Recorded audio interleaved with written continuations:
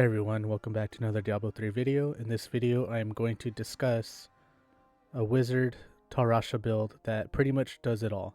Whether if it's T16 normal rifts, bounties, lower greater rifts, and even higher greater rifts for speed farming. This build pretty much does it all. So in this build, we utilize the Tal-Rasha 6-piece bonus as well as the Augild's bonus. So you're going to want your Tal-Rasha pieces, helmet, chest, waist, pants, and gloves. Then Augild's, you want the shoulders, the bracers. For the boots, you want Nilfr's boast. This is what's going to increase that meteor damage. Neck piece is going to be Squirt's necklace. This gives you double damage so long as you're not taking damage. Jewelry piece is going to be Halo of Karini. This is what gives you that damage reduction. Convention of Elements, which gives you that 200 increased damage for when it's on the element that you want. And then one of the weapons, the Grand Vizier. This pretty much increases your meteor damage and reduces the arcane power cost of your meteors by 50%. So those are the items you want on you. For the cube, you're going to be using Smoldering Core. This affects your meteor. Map of Twilight, which also affects your meteor. Ring of Royal Grandeur, that's what allows you to have one less set piece. This is why you're able to run the Tal-Rasha as well as the Augild's. As far as what weapon you use, you generally want to equip the weapon that is better and cube the weapon that's not as good. But from what I've been seeing everyone consistently using the Grand Vizier. I don't know if that's because people just happen to get better rolls on it or not. That's all preference, really. So that's the gear. As far as gems, you want Zay's Stone of Vengeance, Bane of the Powerful, and Bane of the Trapped. So this pretty much gives you increased damage, and you take less damage, and then with Zay's, it also stuns the enemy. But for Zay's, you need to make sure that you keep your distance from the enemies. The further you are away, the more damage the enemy takes. As far as skills, I'm using Magic Weapon Deflection, Meteor Comet, Familiar Spark Flint, Storm Armor Power of the Storm, Teleport Calamity, and Diamond Skin Prism. For passives, Elemental Exposure, Galvanizing Ward, Unstable Anomaly, and Power Hungry. Those are the skills. As far as follower, that's up to you on what follower you want to use. But as long as they have the Flavor of Time and Nemesis Bracers, for the most part, that's all that matters. You want to benefit from elite spawning from shrines and then getting the double duration of the pylons. So again, followers up to you. Just make sure they at least have these two items. Different variations. Some people like to run something else. Instead of Diamond Skin, this is interchangeable. You can change this to something else. Some people will end up using Black Hole instead of Prism.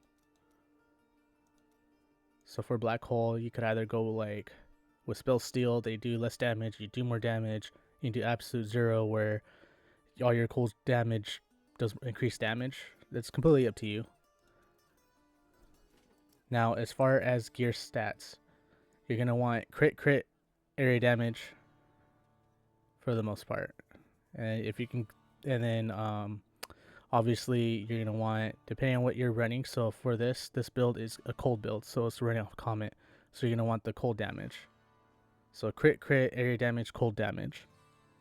This I've been able to run 120s consistently in under 3 minutes.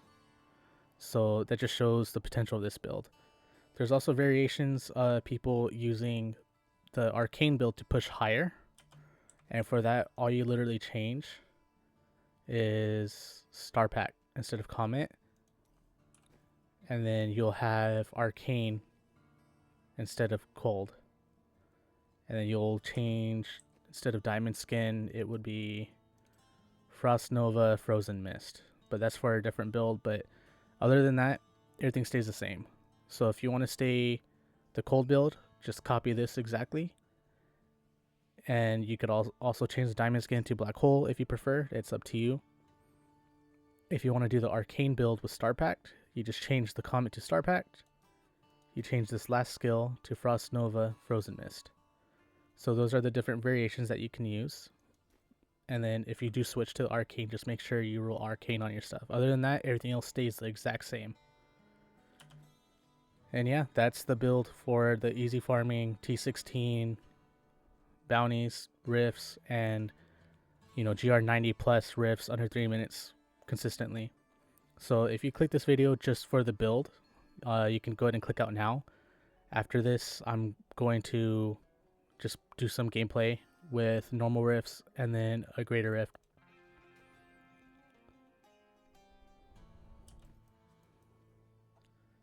So yeah, if you click this video just to see the build, you can go ahead and click out now, because that's everything that you need to know about the build. And then those of you who want to stay and watch some gameplay with how the build works, I will be going over that right now. So when you first enter, you use your buffs. So I use my familiar, my storm armor, and my magic weapon deflection.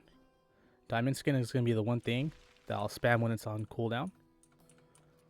Then I teleport everywhere and I spam meteors everywhere. And that's all I do.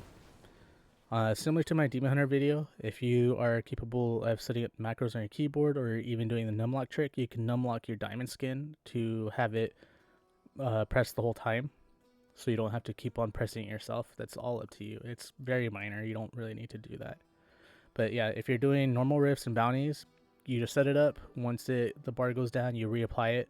When you enter a greater rift, you gotta apply it every time you enter a greater rift, because it resets these. But yeah, so let's get into the gameplay. So I already have it active. So here's a T16 rift. So I already have my buffs up. I click my macro to apply the diamond skin whenever it's on cooldown.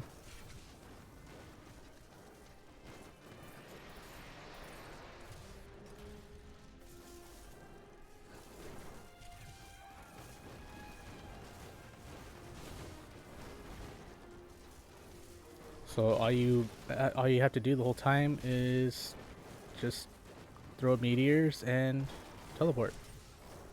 Very easy build. Not much thinking involved at all. See, everything instantly dies. Now granted, this isn't the fastest build for this type of stuff, but it's the way I am is I like to get the most out of a build, so that's how this is. This is very versatile. Even though there's faster builds, it's something that I just slap all this on and I can keep this whole setup for pretty much anything I do.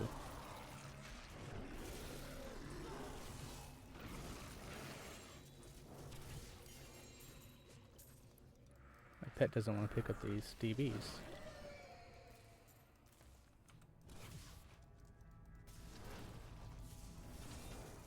So all you do is you just cast meteors and you teleport.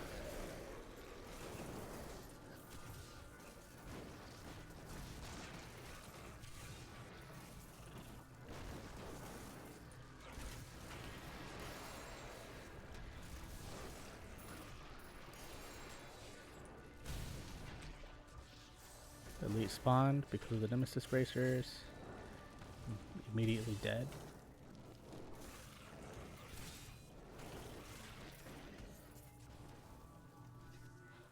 See, and this is really slow too. It could be much faster, but again, it's how I'm playing. I'm going the wrong way, and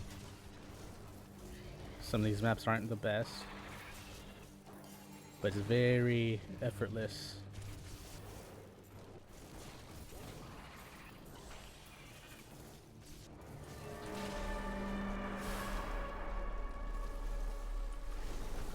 Rift Guardian immediately destroyed.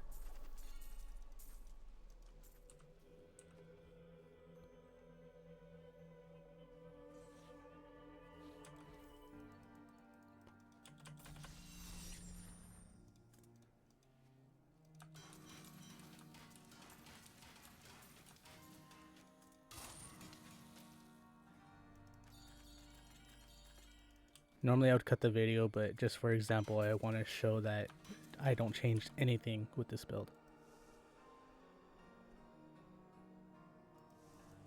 So again, Tal-Rasha, All Guild, the jewelry pieces, Meteor Comet. Pretty much apply these, forget about it. Diamond skin gets spammed, you teleport everywhere. So Great Rift 120. I did my macro. I'm applying my buffs. Just spam Meteor everywhere.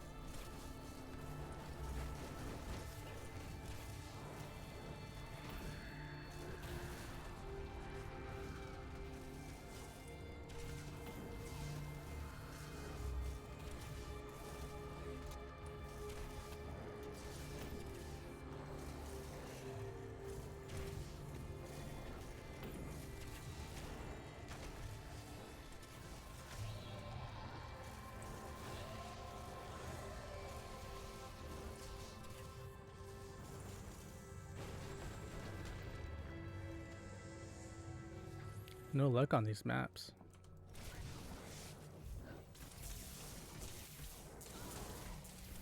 But even then, this is still very little effort I need to put in.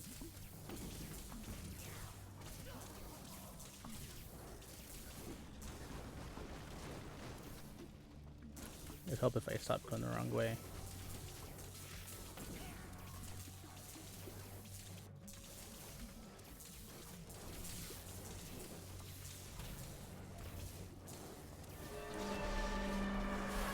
Keep my distance. Just spamming my Meteor.